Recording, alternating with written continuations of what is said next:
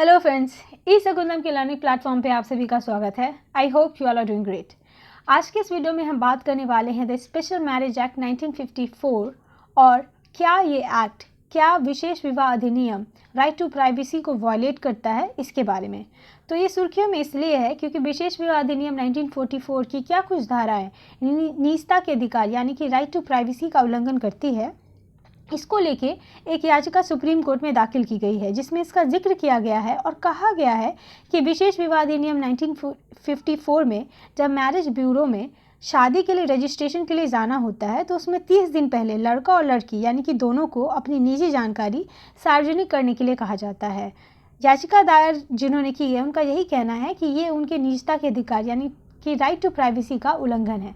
तो ये समझने से पहले कि क्या ये राइट टू प्राइवेसी का उल्लंघन है, हम पहले ये समझते हैं कि भारत में रजिस्ट्रेशन ऑफ मैरिज का क्या स्टेटस है।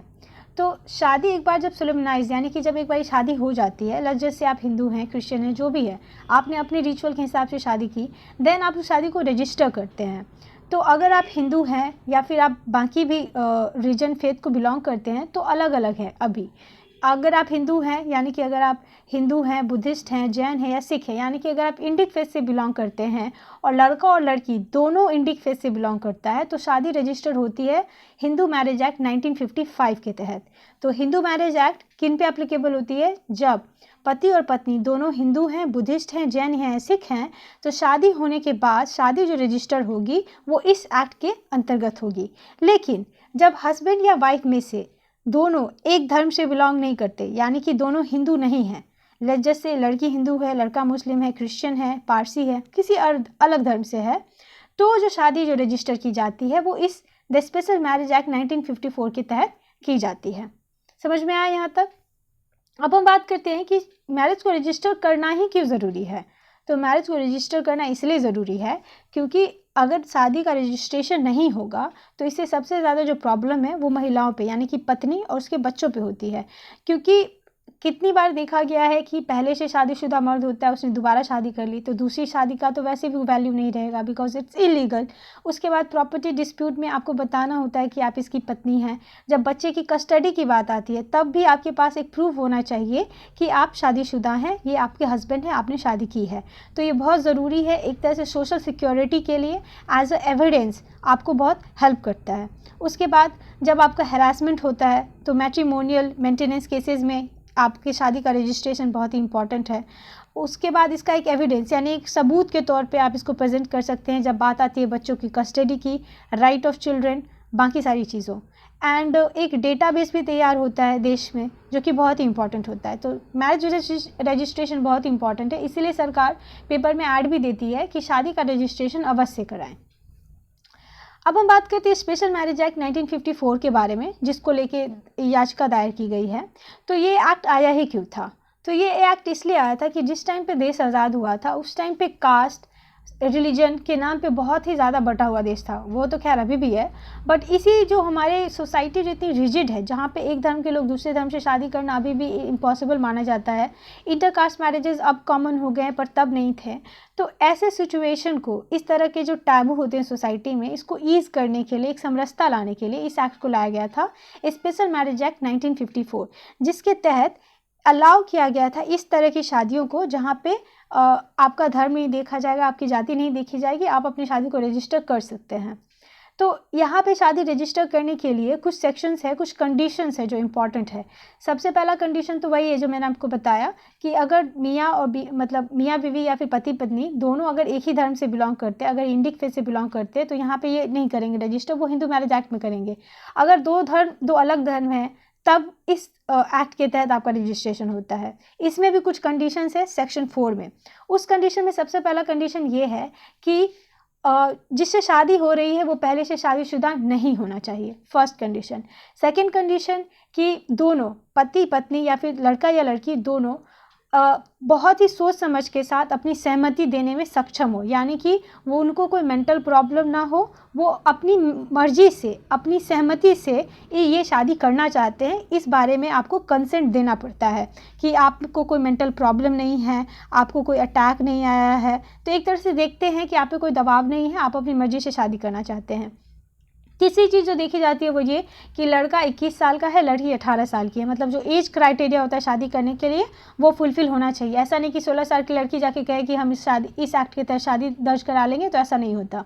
एंड एक और चीज़ जो देखी जाती है वो ये कि यहाँ पे सिर्फ उस तरह की शादी रजिस्टर हो सकती है जो हमारी सोसाइटी के द्वारा या हमारे लॉ के द्वारा रिकग्नाइज़ की जाती है। जैसे कि आप गे मैरिज या फिर लेस्बियन मैरिज यहाँ पे अलाउड नहीं होते। उसी तरह कज़न मैरिज, जैसे कि 2 कज़न आपस में शादी, ये भी नहीं देखते यहाँ पे। तो ये सारी चीज़ें यहाँ पे जो है, ये सारा जो कंडीशन है, अगर आप ये कंडीशन को फुलफ़िल करते तब आप इस एक्ट के तहत अपना मैरिज जो है वो रजिस्टर करा सकते हैं। तो सेक्शन 4 के अंतर्गत आपको ये सारी इन्फॉर्मेशन देनी होती है। उसके बाद जो सेकेंड प्रोसीजर है कि शादी कैसे होती है, ये सेक्शन 16 में बताया गया है। यहाँ पे ये होता है कि जैसे अगर आप जैसे आप हिंदू हैं तो पंडित आएंगे, आप मुस्लिम हैं तो मौलवी आएंगे, आप क्रिश्चियन हैं तो पादरी आएंगे, और फिर जो आपका रिचुअल होता है उस हिसाब से शादी ब्याह होती है, सारी चीज़ें। यहाँ पे कोई रिलीजियस सेरेमनी नहीं होती। यहाँ पे जो शादी कराया जाता है वो मैरिज ऑफिसर के द्वारा कराया जाता है, जो अपॉइंट किया जाता है बाय द गवर्नमेंट। और यहाँ पे ये जो होते हैं, जो मैरिज ऑफिसर होते हैं, वो एक रजिस्टर रखते हैं जहाँ पे सारी इन्फॉर्मेशन जो इनके द्वारा दी जाती है अंडर सेक्शन 4 उसको रजिस्टर किया जाता है। उसके बाद एक पब्लिक नोटिस इशू किया जाता है कि अगर आपको कोई ऑब्जेक्शन है तो आप फिल कर सकते हैं। मतलब सेक्शन 4 में जितनी इन्फॉर्मेशन थी, जैसे कि लड़का 21 साल का, लड़की 18 साल की, कज़न्स नहीं है या फिर गे मैरिज नहीं है, अपनी सहमति से शादी कर रहे हैं, पहले से शादीशुदा नहीं है, इस तरह की इन्फॉर्मेशन आपने सेक्शन 4 में दी। ये बेसिक इन्फॉर्मेशन है आपके बारे में। ये जो इन्फॉर्मेशन होती है ये पब्लिक नोटिस पे लगाई जाती है कि ये 2 लोग हैं जो शादी करने वाले हैं, ये नाम है, ये एड्रेस है, ये एज है। अगर किसी को ऑब्जेक्शन है तो they can file with in 30 days. यही है पब्लिक इशू या पब्लिक नोटिस, जिसको लेके उन्होंने दायर की याचिका कि ये हमारे प्राइवेसी का वायलेशन है। ठीक है, तो अभी पहले हम ये समझ लेते कि पूरा प्रोसेस क्या है। 30 दिन का आपने नोटिस दिया, 30 दिन के नोटिस के बाद ऑब्जेक्शन आया नहीं आया, उसके बाद आपको 2 महीने के अंदर वो शादी जो है वो रजिस्टर करानी होती है। सो शादी रजिस्टर मैरिज ऑफिसर करते हैं, 3 विटनेसेस, लड़का लड़की का sign and then 3 witness. Sign होने के बाद शादी जो है वो रजिस्टर हो जाती है। ये देखने के बाद कि सेक्शन 15 में जितने सारे क्राइटेरिया हैं अगर उसको मीट कर रहा है तो शादी जो है वो रजिस्टर कर दी जाती है। तो जो यहाँ पे जो दिया गया है, यहाँ पे आप देख सकते हैं कि शादी बहुत तरीके से होती है। Hindu marriage act, special marriage act and Parsi act. तो यहाँ पे जो एक कहा गया है वो ये भी कहा गया है कि विशेष विवाह अधिनियम और गोपनीयता के सवाल पे अगर हम बात करें तो जो तर्क दिया गया है कि क्यों ये राइट टू प्राइवेसी को वायलेट करता है, वो यहाँ पे ये कहा गया है कि हिंदू मैरिज एक्ट में ऐसा कोई इशू नहीं किया जाता नोटिस, पब्लिक नोटिस, कि आप अपना ऑब्जेक्शन दर्ज कीजिए 30 दिन के अंदर, कि यानी कि ये लड़का है, ये लड़की है, ये इन्फॉर्मेशन है, आपको अगर कोई प्रॉब्लम है तो आप अपना जो ऑब्जेक्शन है वो हमें दे सकते हैं। हिंदू मैरिज एक्ट में ऐसा नहीं है, ऐसा सिर्फ स्पेशल मैरिज एक्ट में है। तो सबसे पहला जो इनका तर्क है वो यही है कि जब इस तरह हिंदू मैरिज एक्ट में ये नहीं है तो स्पेशल मैरिज एक्ट में ये प्रोविज़न क्यों है। दूसरा तर्क ये दिया जाता है कि ये इस तरह का जो इन्फॉर्मेशन जब डाला जाता है 30 दिन के लिए, जो पब्लिक नोटिस किया जाता है, तो मैं आपको एक एग्जांपल देती हूँ। मान के चलिए 2 धर्म के लड़का लड़की हैं, उनका नोटिस लगा, किसी तरीके से उनके पेरेंट्स को या फिर उनके सोसाइटी को, कम्युनिटी को पता चल गया, तो क्या होगा, फैमिली प्रेशर आएगा कि ये लोग भाग के शादी कर रहे हैं या फिर अपनी मर्जी से शादी कर रहे हैं। अगर माता पिता नहीं भी कुछ कहना चाहते हैं तो जो सोसाइटी के लोग होते हैं, जस्ट इन केस 2 धर्म के लोग, जैसे हिंदू एंड मुस्लिम, तो यहाँ पे कम्युनिटी इन्वॉल्व हो जाती है कि नहीं ये हमारे धर्म का ये है वो है, तो प्रॉब्लम क्रिएट हो सकती है जो 2 लोग शादी करना चाहते हैं उनके लिए। तो यहाँ पे यही कहा गया है कि ये हमारे राइट टू प्राइवेसी को वायलेट करता है।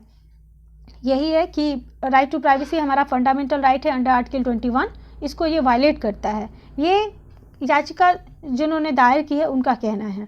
अब हम इसका काउंटर आर्ग्यूमेंट डिस्कस करते हैं कि क्यों ये नहीं करता है। तो देखिए यहाँ पे जो इन्फॉर्मेशन मांगी जाती है ना वो बहुत ही बेसिक होती है। नाम क्या है, एड्रेस क्या है, क्या आप पहले से शादीशुदा हैं, आपकी एज क्या है, तो ये तो बेसिक इन्फॉर्मेशन है। इसमें तो ऐसा कुछ भी आपसे कोई डीप इन्फॉर्मेशन नहीं मांगा गया है जिसको आप कहेंगे कि ये राइट टू प्राइवेसी को वायलेट करता है। और इस तरह का इन्फॉर्मेशन इसलिए ज़रूरी है यहाँ पे, ये जो दूसरा आर्ग्यूमेंट दिया था कि आप हिंदू मैरिज एक्ट में तो नहीं मांगते तो इसमें क्यों मांगते हैं, ये इसीलिए है क्योंकि जब हिंदू मैरिज एक्ट के तहत शादी रजिस्टर्ड होती है तो वहाँ पे दोनों लोग एक ही धर्म को बिलोंग करते हैं, और जब एक धर्म के होते हैं तो ऑब्वियसली शादी कम्युनिटी में होती है, यानी दोनों परिवारों की सहमति से होती है। वहाँ पे कम्युनिटी का पार्टिसिपेशन होता है। लड़का लड़की के परिवार वालों ने पहले से ही जाँच पड़ताल की होती है कि लड़का कैसा है, लड़की कैसी है, बाकी सारी चीज़ें, तो वहाँ पर ये प्रॉब्लम नहीं आती। वहाँ पे अगर किसी को ऑब्जेक्शन होता है तो मंडप से शादी टूट जाती है। तो इसलिए वहाँ पे ये क्लॉज नहीं दिया गया है कि 30 दिन का पब्लिक इशू होगा उसके बाद हम ऑब्जेक्शन लेंगे। पर यहाँ पे जो शादी होती है स्पेशल मैरिज एक्ट में, यहाँ पे कम्युनिटी की, पेरेंट्स की पार्टिसिपेशन नहीं होती। यहाँ पे लड़का लड़की अकेले आते हैं शादी करने के लिए। तो ये स्टेट की रिस्पॉन्सिबिलिटी बनती है कि वो इनको एक सोशल सिक्योरिटी मुहैया कराए, एक बेसिक इन्फॉर्मेशन जो होता है वो इसी वजह से मांगा जाता है। और एक और चीज़ है कि शादी में जो फ्रॉड्स होते हैं, जैसे कि पहले से शादीशुदा हैं या फिर डिवोर्स केस चल रहा है, डिवोर्स केस चल ही रहा है, डिवोर्स फाइनल नहीं हुआ, लेकिन आपने शादी कर ली, तो इससे क्या हुआ, दूसरा शादी तो इलीगल हुआ ना। तो इस तरह के जो मैरिज फ्रॉड होते हैं ये तो हिंदू मैरिज एक्ट के तहत भी होते हैं। तो स्पेशल मैरिज एक्ट में इसी सब से बचाने के लिए ये प्रोविज़न यहाँ पे किया गया है कि अगर कोई रॉन्ग इन्फॉर्मेशन दी गई है तो वो वहीं पर डिटेक्ट हो जाए, शादी रजिस्टर ना हो। और जो तीसरा चीज़ यहाँ पे पहले जो आर्गूमेंट दिया गया था कि ऑब्जेक्शन अगर कोई देख लेगा, फैमिली प्रेशर आएगा, कम्युनिटी प्रेशर आएगा, तो देखिए अगर कोई ऑब्जेक्शन करेगा भी तो ये नहीं कह सकता कि जस्ट बिकॉज मुझे लड़का पसंद नहीं है या फिर किसी और धर्म से है इसलिए आई ऑब्जेक्ट, नहीं, ऐसा ऑब्जेक्शन नहीं चलता यहाँ पे।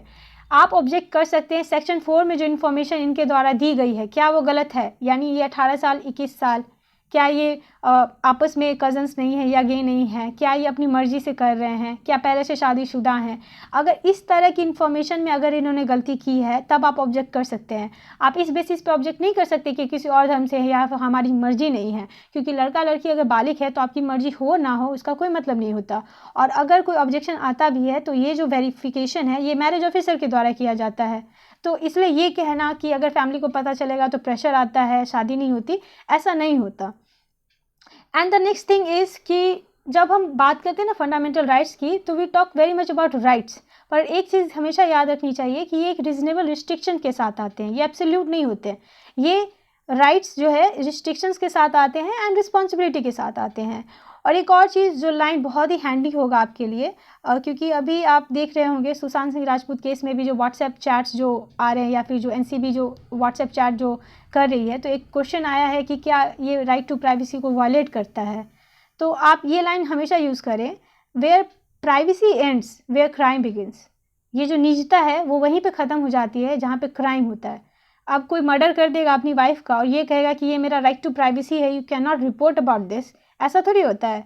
तो where privacy ends where the crime begins, तो आप ये नहीं कह सकते कि फंडामेंटल राइट का यहाँ पे वायलेशन हो रहा है। तो आगे की राह क्या होनी चाहिए, तो देखिए इस सब का ज़र ये है कि यहाँ पे हमारे पास बहुत सारे पर्सनल लॉ हैं, जैसे कि Muslim personal law board, Hindu marriage act, Parsi act, Christian act, सबके अपने अपने प्रोविजन, सबकी अपने अपने लूप होल्स। उसके बाद डिवोर्स के अलग है, मेंटेनेंस के अलग है, अडॉप्शन के अलग है, सक्सेशन के अलग है। तो बहुत सारे लॉज हैं, इस वजह से ये प्रॉब्लम आती है। तो टाइम आ गया है कि हम एक यूनिफॉर्म सिविल कोड की ओर ध्यान दें।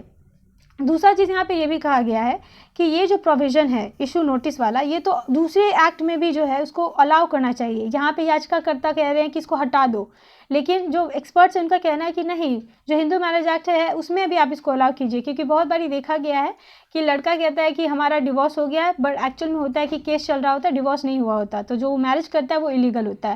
या फिर बहुत बार फ्रॉड होता है कि पहले से शादीशुदा है फिर भी शादी कर लेते हैं। तो इस तरह के फ्रॉड को रोकने के लिए अगर ये इशू वाला क्लॉज हिंदू मैरिज एक्ट में भी ऐड किया जाएगा तो वो बेटर होगा। एंड देन जो मैंने आपको पहले ही कहा कि फंडामेंटल राइट एब्सोल्यूट नहीं होता, और इस तरह के प्रोविज़न बहुत ज़रूरी हैं सोशल सिक्योरिटी के लिए, क्योंकि इस मैरिज में सोशल सिक्योरिटी प्रोवाइड करना स्टेट की जिम्मेवारी होती है, क्योंकि यहाँ पे कम्युनिटी की पार्टिसिपेशन नहीं होती है। तो this was end of this video friends. I hope you find this video informative. Video कैसा लगा कमेंट में लिख के ज़रूर बताएं। चैनल को सब्सक्राइब करें, वीडियो को लाइक करें, ज़्यादा से ज़्यादा शेयर करें। Happy learning.